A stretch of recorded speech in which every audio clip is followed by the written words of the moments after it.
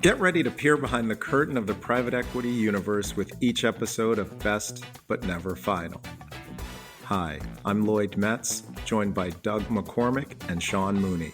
Together, we'll navigate the corridors of private equity, revealing the uncommon knowledge, challenges, successes, and lessons that drive the world of private equity and business forward. Let's go.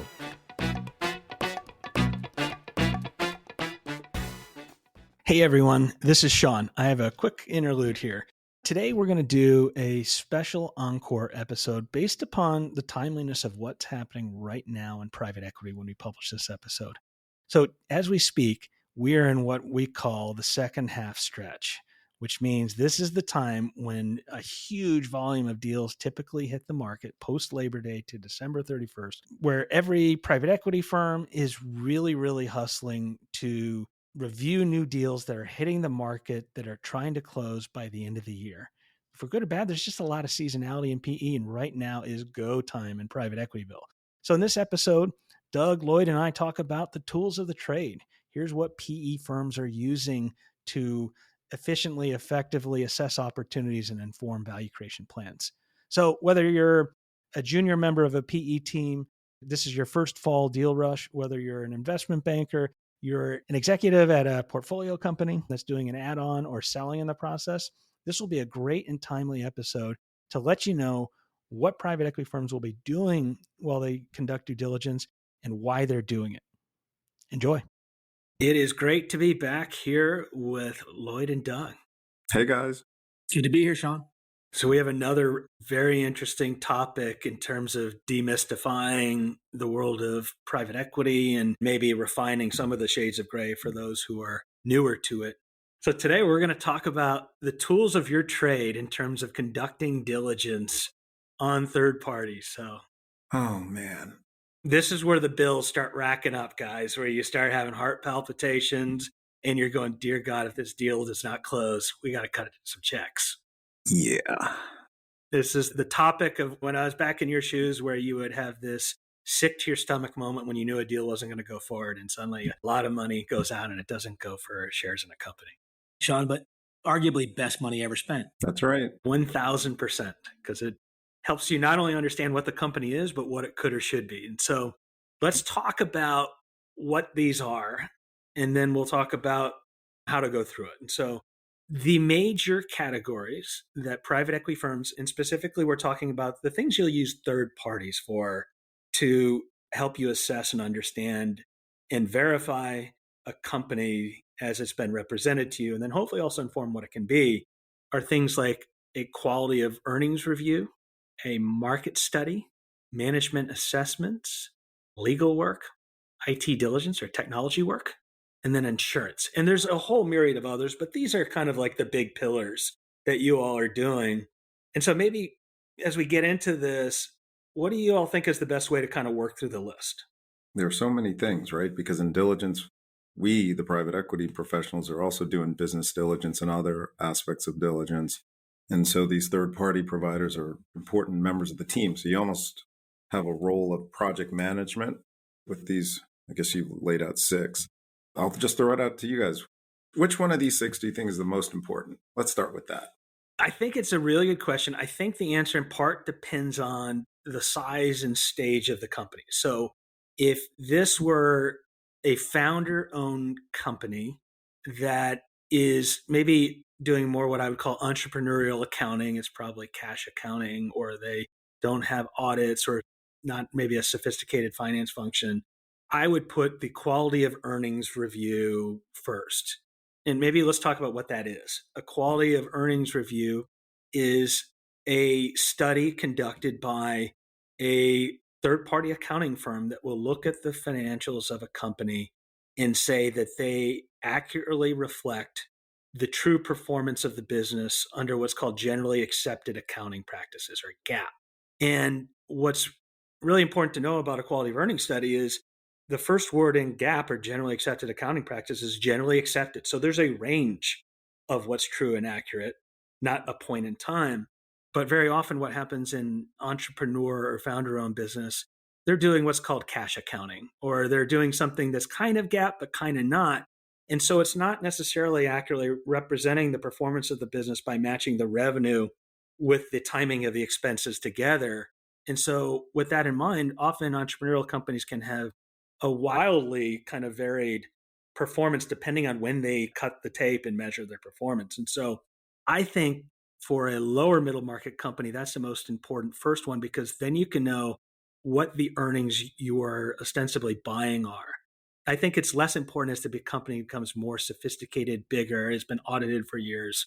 But I would throw out the quality of earnings study as the number one kind of precursor activity, within those range of tools that I would do first. What do you all think about that? Sean, just curious, the way you described this quality of earnings report, how is it different from an audit, right? So what if it's a company, lower middle market, but it has audited financials? What you described, aren't those the same thing? It's a really good point, because what an audit does, and that's something that's really important, you get a third-party account that says, we believe that your numbers are true and accurate. But it doesn't cover everything. It's not exactly a deep dive. Sometimes the auditor has various degrees of sophistication. And sometimes I would say certain auditors are open to persuasion within that range of generally accepted accounting practices. Doesn't mean they're doing something that's unethical or immoral, but they might be bumping the range towards the positive in a way that is going towards the edge of generally accepted. And so what a quality of earnings review will do is not only validate the work that has been done on the audit to say, yeah, this is something that we think meets the private equity grade level of standard, but very often what happens in an M&A process is the sellers will also say there are these one-time items, extraordinary expenses that will never happen again. And if they're represented by an intermediary or a banker, let's just say their incentive is to throw everything in the kitchen sink into that. so a big part of what your Q of E doing is saying, is this really something that's extraordinary that will never happen again? Or are we getting earnings before all expenses, and all expenses are added back as if you could go back in time and recreate the world as you wish it occurred? Is that kind of a fair representation, Lloyd? I think that's right. We'll get to that later, but there's become a lot of artistry that's entered into the world of quality of earnings reports. Doug, which is most important in your book? Yeah, boy. So there's a lot to unpack here. First of all, I think the way Sean described it as the maturity of the company matters in terms of what's most important. I think the bigger a company gets, the more mature it gets, the more diversified its customer set gets, the more this is a pricing exercise. And so you want to understand what the ongoing earnings is. And the lower you get in the lower middle market, where you're really trying to understand the opportunity and the quality of the business model, I think it's a little bit less important. And I think in that case, we find more conviction in understanding the market opportunity, because the market will be so big relative to the state of the business today. So I would probably say market opportunity first, drives conviction in my interest in the business and pursuing a consolidation strategy, followed by Q of E, which informs my view of value. And I would say, I think there's a couple things that Q of E does that I'd highlight relative to how Sean discussed it. The first is, it's not just what's the normalized earnings of the business at a point in time. I think it's also acknowledging that sellers are smart enough to know they're never going to sell when the business performs poorly, right? So they're picking a good place in terms of the financial performance of which they're going to capitalize the business. And I think some of the analysis of a Q of E is, where did the profits come from? Are they likely to be sustainable, or did we realize some ridiculously good cost position or margin position, or did we have a big one-time sale? And so it kind of helps you see through what the events are that happened unique to that year. And then the last thing is, to Sean's point about adjustments. We all look at those adjustments with a cynic's eye.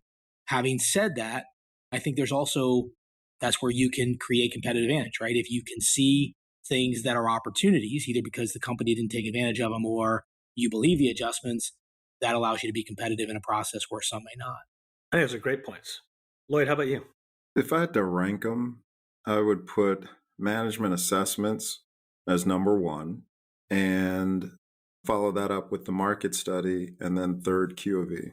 So we basically disagreed unilaterally. No. It's not about disagree or not.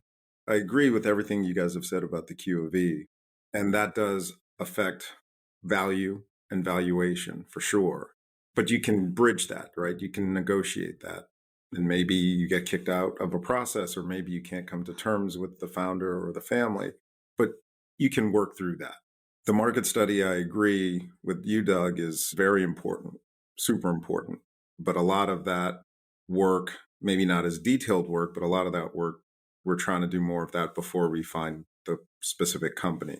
And so that's why I put management assessment as number one, because a mediocre management team can cost you MOIC, so multiple invested capital, turns of return. It can cost you. It can cost you IRR points. And so if you know that going in, and you know what functions or people you need to upgrade or replace, or you know how to work with Doug better, right, as the CEO of this new company that you've invested in, that saves you time and helps you make more money. And so getting that right sooner, I find, is pretty critical. Just one tangent to follow that line of thinking. So I think this is an interesting discussion because you and I have slightly different strategies in terms of how we're trying to deliver return. So in many cases, we're driving consolidation where we're going to leave with a much bigger business we started with. And so we understand that there will be management team deficits relative to the end state we're trying to build. But I would say alignment with management or alignment with owners is different than management assessment. So I'm looking for situations where the entrepreneur sees the same vision that we see in terms of dramatic transformational growth. And we all agree we're going to have to make investments in the team and the organizational capabilities to get there. But so for me, the hard stop would be got to be aligned, got to be, willing to take that journey with us. Don't necessarily have to have the team in place to execute it. Agreed. And so part of the assessment is, does that leader have the self-awareness and the personality and the temperament to allow you to bring in new talent that may push them, that may do things different than what they're used to, and be okay with that, right? Because it's all in the objective of achieving the alignment that you've agreed on, right? The business growth initiatives or whatever it is. Yeah, and I think what we've gotten to here very quickly are the big three things that matter, right? It's the market, it's the team, and do they make money with the products they sell ultimately that can generate something called cash flow, which is back in vogue. Maybe before we jump into this, for those of our listeners who are less involved in the industry, let's turn back the clock a little bit. So Doug, can you tell us exactly what a market study is, or what's otherwise known as a commercial due diligence in private equity? Yeah, it's essentially helping you understand the sandbox that you're going to compete in, right? So a market study will tell you things like how big is the market? What are the components of the demand profiles for the market? What's new build versus maintenance or installed base or recurring revenue? It'll talk about growth rates for that market. And in some cases, it'll talk about competitive landscape. So, who are you competing with? Are you advantaged or disadvantaged? And so really it gives you a sense of how attractive is this market to whatever your strategy is, whether it be organic growth or acquisition growth. That's spot on. And so Lloyd, maybe in the same vein, what is a management assessment and what does that do within private equity? Big picture, it is an informed view, usually by someone who's experienced in psychology, industrial psychologist. And they have conversations with the leadership team, oftentimes the CEO and their direct reports. And what they will come back to us and give us a sense for is, how's the CEO wired? What's their temperament? What's their makeup? What's their experience? How do they handle different situations? And then the same for each of their direct reports. And then how does that group interact? So the organizational dynamics are also important. Is the CEO a tyrant and all of their direct reports yes people? In which case you won't get debate, you won't get dissent. So that's dysfunctional, right? And there's a whole bunch of theories around and profiles of how teams can be dysfunctional, but trying to suss out what are the dysfunctions of that leadership team and what changes do you need to make, or ultimately, can you work with them or not? Because if they are very dysfunctional and the leader, the CEO is dysfunctional or problematic in many different respects, then that would be something that we might walk away from. On this one, I would say of the three that we've talked about, QOV, market study, management assessment, in my mind, management assessment, it's broader than assessment. It's management, it's org design as well. It's the one that's the most art of all three of them in terms of there are generally no right answers. There's different opinions in terms of what the core competencies are required for success. And so I find it the one that's most challenging, the one that I think you get the most conviction just with repetition. It's about pattern recognition after seeing this stuff for a while. Oh, now, I will say, Doug, we do try to take some of the artistry out of the assessment because a lot of times what we're trying to compare against is the leadership team's stated objectives, right? Because they're saying we want to consolidate the industry or we want to double or triple the size of the business. And here's how we want to do it. So you kind of take the components of what they aspire to do, what their plan is, and then you talk to them about it and figure out how do they think about it? How are they planning? How are they anticipating the needs or not, as well as their previous experience, right? So we try to align it as close as we can to what they say they're aspiring to do. Yeah, I would say it's like any multifaceted problem. The more you can break it down into its component factors and isolate what's really important versus not, it's helpful. That's right. If I could just introduce a slightly different way to think about this topic. As I think about this discussion, I think we're missing one key important angle. Lloyd, you started off saying, hey, we're going to engage these specialists to help us drive conclusions. And I do think this program management role that the private equity sponsor plays is a really critical one because you've engaged all these specialists. That's like specialist doctors, right, to assess a certain issue. And then the private equity firm needs to consolidate that into a cohesive view. And I think there are two other things that happen there. One is I think that the private equity sponsor owns the assessment of business model, quality of business model. And you don't get that by any of these reports individually, but I think in aggregate, you get a sense of how attractive is the business model. And then the other thing that happens is I think good firms are developing their value creation playbook during the diligence period. And that's also outcropping of this set of work streams so that when you do get the deal done, you're not just betting on their forecast, you're betting on their forecast plus things you think you're going to bring to the table. And so I think understanding that programmatic rule and then understanding what we retain for ourselves to own in terms of assessments important. Yeah, Doug, I'm glad you brought that up because I would hate for our listeners to think that we kick back, put our feet up on the desk, outsource everything, and then wait for the reports to show back up and then opine on whether we move forward on a deal or not. Do you do that before or after you get on the G5? What's a G5? A big Gulf Stream that apparently everyone thinks everyone in private equity flies on, but I've never been on one. For me, it's called Southwest Airlines. It's Avoid the middle seat. It's not even a G-Wagon, it's a GO. This episode is brought to you by HCI Equity Partners, a lower middle market private equity firm focused on partnering with family and founder-owned manufacturing, service, and distribution companies.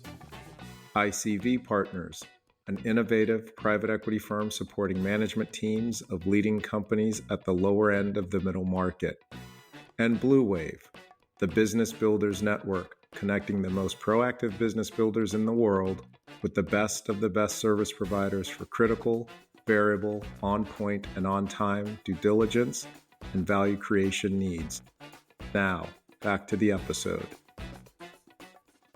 I think those are spot on observations. And maybe to frame this up a little further, what I'd love to dig deeper into is how do you sequence these? And maybe for our listeners, let's frame it this way.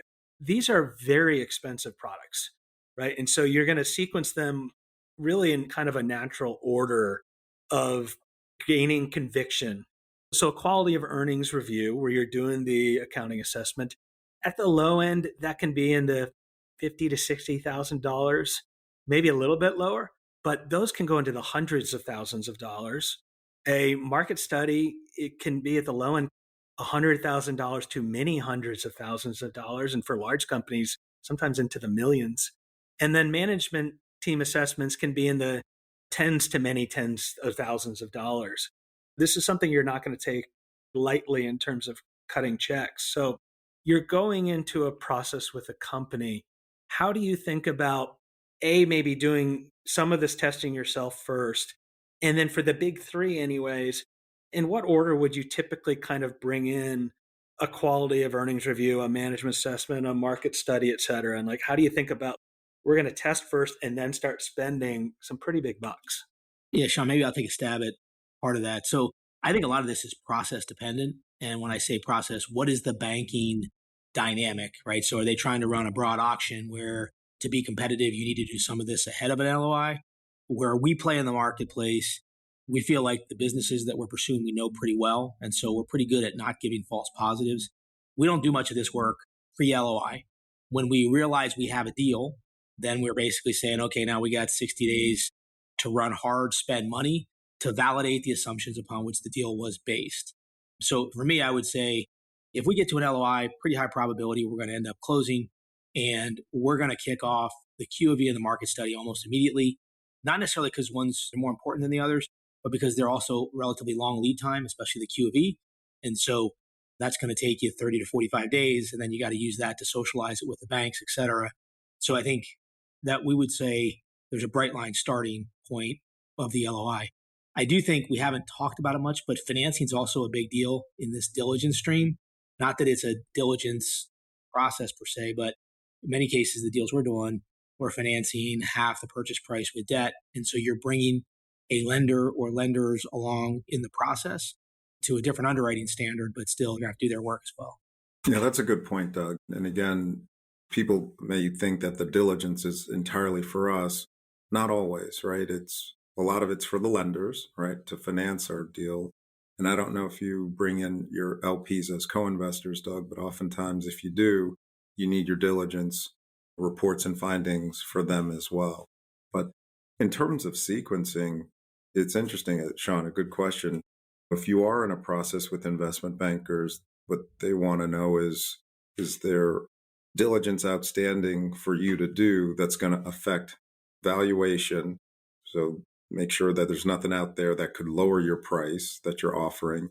Or second, that will have you change your mind and walk away from the deal, lose conviction, lose interest entirely. So they want to make sure those elements of diligence are done as early as humanly possible. So I think that's where you've started to see the trend of sell-side Q of E's, right, where the company that's being sold hires the accountant to produce a report that is available to everyone. They'll do a sell-side market study, same thing. They'll make legal documents and legal disclosures available earlier and IT reports from the sell side as well, so that a prospective buyer just reviews all of these documents, and it kind of cuts down the amount of time that you need to come to as firm of an offer, or maybe it's an ironclad firm offer, depending on your familiarity with the company and the industry. I see that in some deals as well. I still don't think it transfers the risk, but it transfers the transparency upon which the offer is made, right? So when somebody provides me all of those sell-side prepared materials, I say, my bid is based on your materials. I'm going to go validate those, but they've probably done a good job of making sure that they've fully navigated and disclosed all the challenging points. They know what the hot buttons are going to be. So I do think it eliminates risk. I still think it's the seller's risk until the buyer gets to validate it. I think that's right. And I think both your points around this idea of sellers wanting to compress time is really important, particularly investment bankers. And so you're right. The thing that's been a huge emergent trend over the last 5, maybe even 10 years has been this sell-side report phenomenon. And why does that occur? And tell me if I'm off here, and this might be a little bit provocative, but if you go back into I'd say the pre-modern era of PE, and let's just call this pre-2010, where the buy side had the leverage in the market much more so than those who were selling, because there wasn't that much private equity out there. Certain firms, and I think this is the exception rather than the rule, would use a quality of earnings study to say, whoa, your numbers are much differently, and maybe advantageously so. So they could retrade a price. And then, we found out your market size is smaller, and the team is a little harder because, to Doug's point, it's more of the artistry. And so what happened was the investment bankers started saying, well, we're going to take that opportunity to retrade off the table. So we're going to give you a quality of earnings study before you even show up to put your bids in. And we're going to make it available to all the buyers. We're going to give you a market study, which came next in the evolution.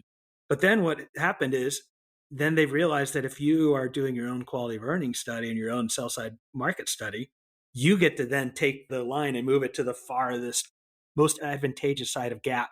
You get to say the market is the highest. So now the onus is on the private equity firms to go, whoa.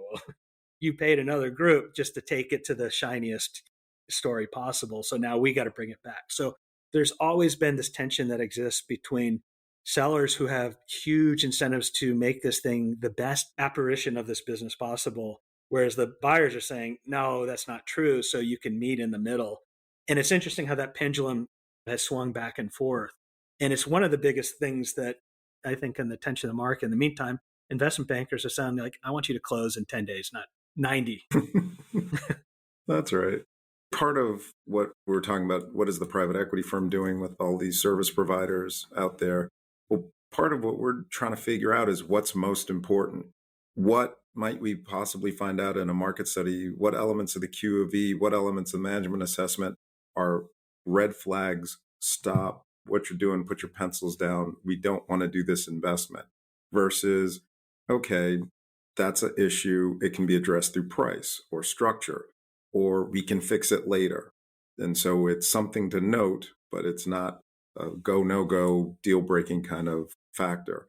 And honestly, I think the same applies to legal, which we haven't talked much about, IT or insurance. But part of what you're trying to do is figure out what are the deal breakers, or what's going to change our view on the opportunity, what's going to change our view as it relates to conviction. The rest of it is what the bankers like to call confirmatory. Make sure there's nothing completely missing or problematic or some springing liability or some lawsuit that hasn't been disclosed, all that kind of stuff. Well, let's get into legal and IT and insurance in one moment. One thing I'd like to do, and just to round out the big three, if you will, is to talk about some of the considerations that any private equity firm has to use them. I'll maybe pull back the curtain here on Blue Wave a little bit. These are three of the big ones that hundreds of PE firms call us for when they're doing diligence. And the number one every quarter for many years has been market study. And the reason why we get called for commercial due diligence, or AKA market studies, within a pretty large cadre of private equity is this whole concept of alpha and beta. And what a lot of people don't know is the way that these market studies are done is a market study will call what's known as an expert network. And the expert network will bring in people who really know about something, and they'll sell time, an hour call to all these things. They're tremendously helpful. And many private equity firms will also use these as well to pre-inform a perspective before they even get to spending money. And we use them extensively in my own life. And what happens is, if it's a generalist commercial due diligence group that doesn't have a specialized either vertical within that firm or significant experience, they'll call an expert network. That expert network is going to be the same expert network used by A, the other private equity firms that use them, but B, used by the sell side commercial due diligence. And so what happens is everyone's getting the same information, and then both sides are paying hundreds of thousands of dollars for it. And so one of the things that we've really evolved in this whole concept, and this goes really through the whole stack, is this idea of like they want specialized knowledge. Because what we've talked about throughout this series of episodes here is the need for alpha, meaning creating something better than what the market can do, versus beta. And so one of the things that I would just encourage people who are getting into this business or are in it is seek the groups that know something that doesn't require having to speak to an expert network. Doesn't mean they shouldn't do it, but they already know the answer because they do a lot of that. And they're in the boardrooms of those customers every day, and they know exactly what's going on. Then you're going to get alpha that's going to inform your value creation plan. And if you're paying hundreds of thousands of dollars for it, you should expect that. And so actually what's happening in a lot of the commercial diligence groups is they're building industry verticals. So that's important. And that extends to quality of earnings too, but less so, right? The numbers are kind of the numbers. But if you're in areas like healthcare or specific accounting nuances like contract-based accounting, those are areas where you want specialization. And then management study, that's artistry. So does that resonate with you all? It does. Yeah, I think really what you're saying is the studies that have the most value is when you're paying not for the smart people that did the work on your project, but the intellectual property that differentiated them when you hired them. And it's that unique industry expertise, or it's the management assessment. I'm a huge fan of working with firms that are doing management assessments where they have a body of work that allows them to benchmark. Here's what the assessment said. Here's what the results would say in terms of what were the key indicators of success or failure. Yeah, Sean, what you've touched on is honestly what we're all looking for, I think, in most private equity firms when you're doing diligence. What's that insight that'll give us an informed view different than the competitive field that we're up against. And honestly, sometimes the consultants that you hire for market studies, they can deliver insights, right? Some can. And that's the whole point, is like you hit it right on, is because everyone, if you go back to Economics 101, when we took that class in college or high school, right? It's supply and demand. If you don't know something different than anyone else, you're just buying in a near perfect competitive environment, which arguably private equity is getting into. You're just buying at that intersection of supply and demand, if you remember those little curves, with surplus being skimmed. And that would give me, I'd have to pop like a can of Tums every diligence process, because I'm like, oh, I'm getting Econ 101. And so it's this whole idea of like, I need someone who's going to give me something different. And really where we start off in the beginning of this is, it's not only confirmatory diligence now. All these products are really geared about, tell me something no one else knows. And I want to take that group off the table so no one else can have them. And so it's like, how do I have a different perspective in a way that I can bend shape and time that others can't, because now my model looks different than theirs. And then I can gain conviction that I should pay this price, which in a sane world, if you're beating 200 other private equity firms that are also really smart, you're like, how do I get conviction that I'm not just paying the highest price?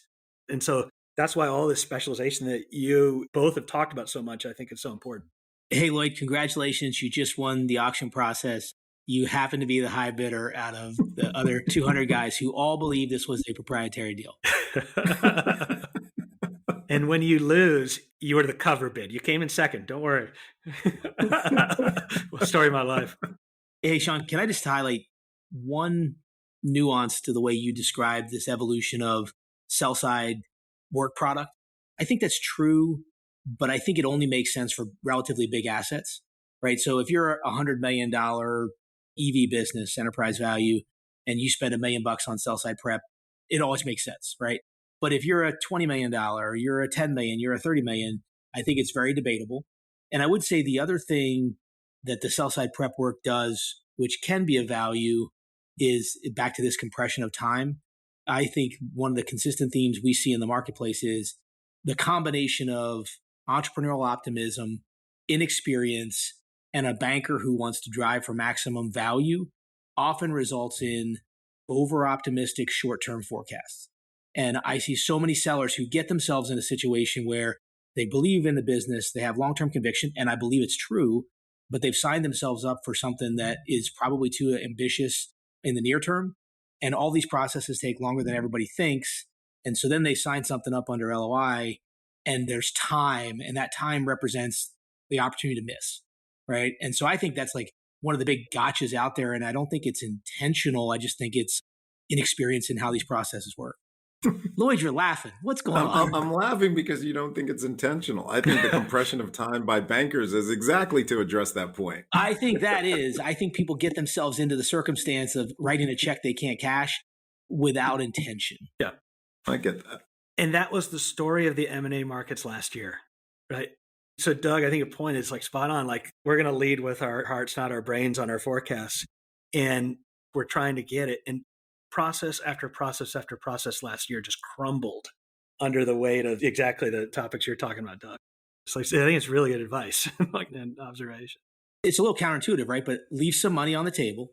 Give yourself a forecast that you're going to hit with 95% probability. And you may have earned a little less, but you did it with much more certainty.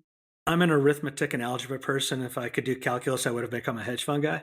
So there's this great concept of just very simple expected value. The size of the outcome times the probability of success. And to your point, it's like you could go big and like swing for the fences, but you're only going to one in how many at bats, so you're going to hit that. And so it's like try to get a single, get on base. And guys like me and Lloyd are bidding off LTM EBITDA until you miss your forward, right? Absolutely. Doug, keep that down. Don't tell everybody. I think we did a good job covering the big three, if you will. So let's talk about, you've kind of figured out, you've gained conviction on market, you've gotten confidence in the team, you've gained confidence in the numbers. Now what comes next? You're under LOI and you're running for the finish line here. What are you doing during each of legal, IT, and insurance? Why are you doing it? What does it give you? So a couple of things, depending on the nature of the business and the business model, back to Doug's point about private equity professionals are supposed to be diligencing the business model.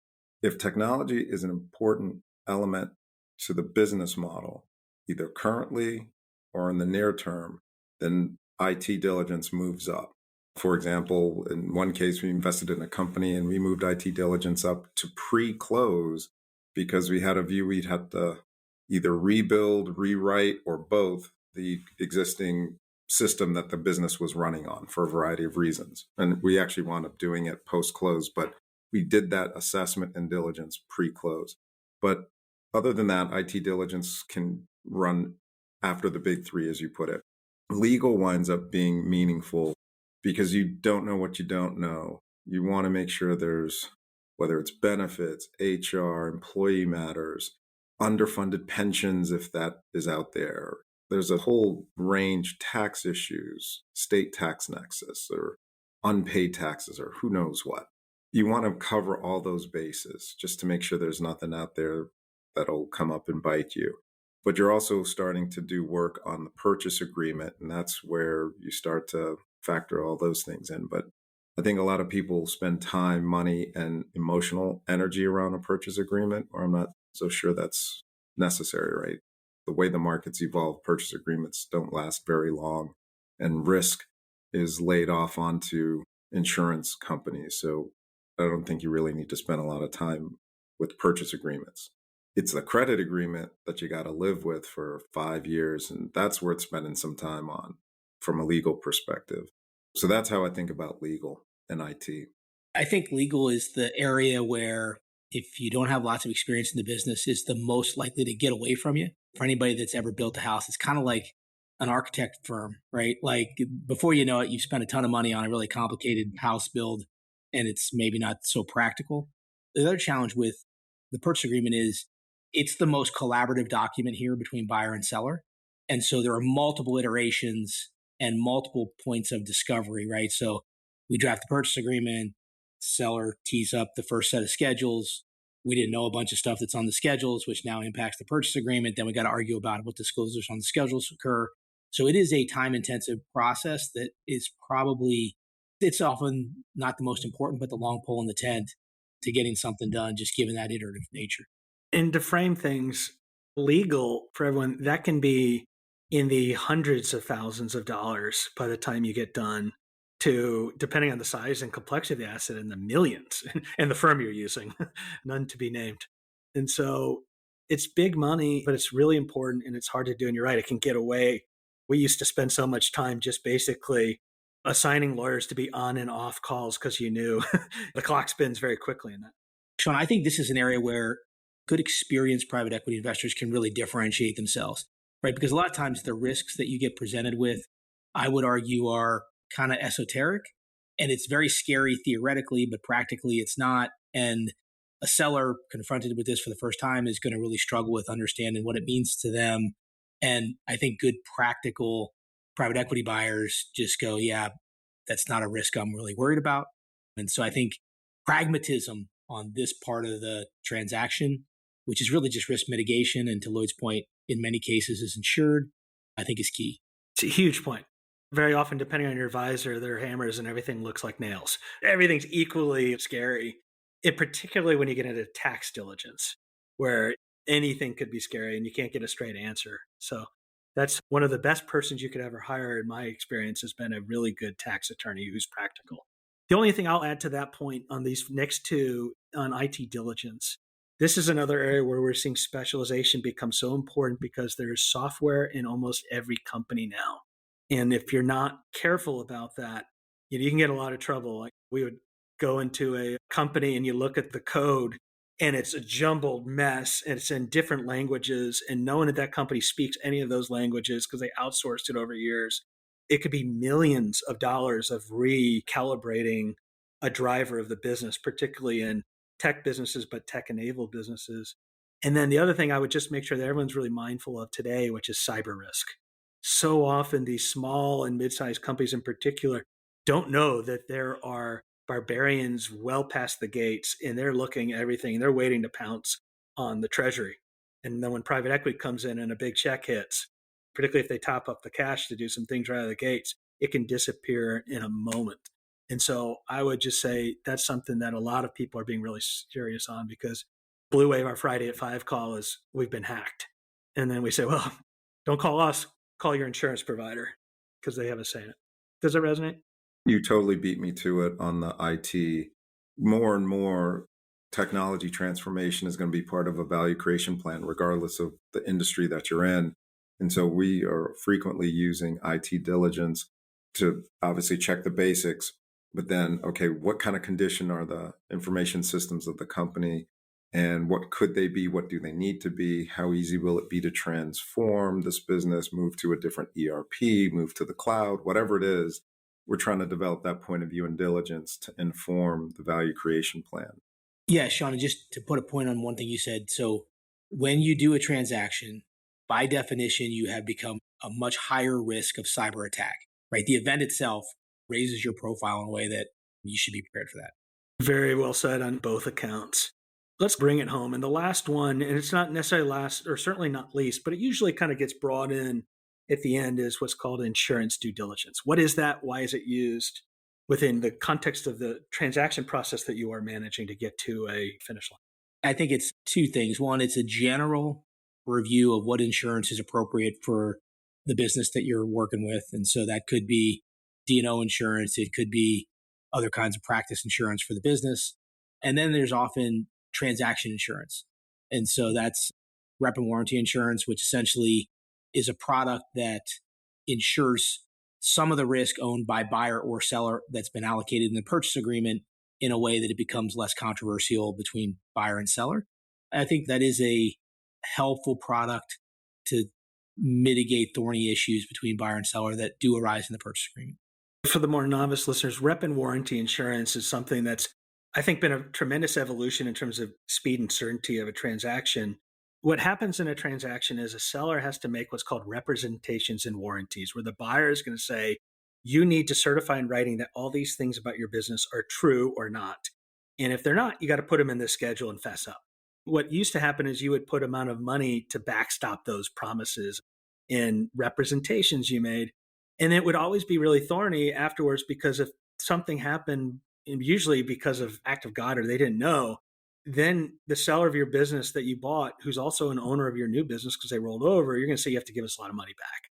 In the vast majority of cases, that seller was not doing something intentionally untruthful. It's just sometimes things escape. And so there's been this advent of insurance companies will say, okay, we'll look at this. And if there is something that wasn't fraud, we'll pay for it.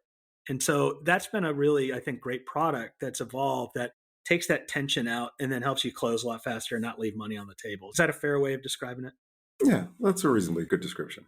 Now, Doug, on the insurance front, though, where we tend to focus more, it's not like we found a whole lot of tangible value for closing, but it's made us more aware, is on the healthcare benefits, that part of the insurance diligence, to figure out what are we dealing with and our healthcare costs, our insurance costs, are they likely to run up a lot or a whole lot going forward? And so to the extent they can suss that out, that's actually pretty useful, I find. I totally agree. And the healthcare area is one that a real quick prior story is we'd come in and our broker would say, hey, we're going to change your benefits in this structure, or we're going to bring in a whole new network, not even change the benefits, but better than United Healthcare, we like XYZ Healthcare as part of our ecosystem. So you move them there. And then day 2, after you've closed a transaction, everyone's high-fiving, you get 50 calls from really angry employees because they got to switch doctors. So it's like, no, it's the same benefits. We got you the same stuff. It's just moved. And like, no, my kids now have to get a new pediatrician. They're like, oh. That's not good. And the only other inside baseball thing I would say on this, just because we see these things across large populations, is insurance is also the big area where I think there's still inefficiencies in some parts of the market. And so there are some brokers that do this. They typically provide this diligence for free. And the question is, if you're getting for something free, it's like Facebook, you are the product. And so sometimes the vast majority of the brokers will go out and they will do a competitive process and say, what is really the market for these types of coverages? There are some that will use that as an opportunity of kind of upcharging on certain coverage areas. And so I would just encourage, particularly for CEOs who are doing this and doing this type of diligence into their process, just to make sure that whatever you're doing is part of a competitive process that gets you at least where the market is. You don't want to be a premium. And like I said, it's 80% of the market is really good at this, but there's going to be 20 that may give you some premium pricing on some stuff. I think that's right, Sean. And not to say anything negative about all of our service providers, but the nature of private equity being on the clock and sensitive to time and trying to get things done faster, I think it's easy to be charged a premium for any of these services if you're not careful.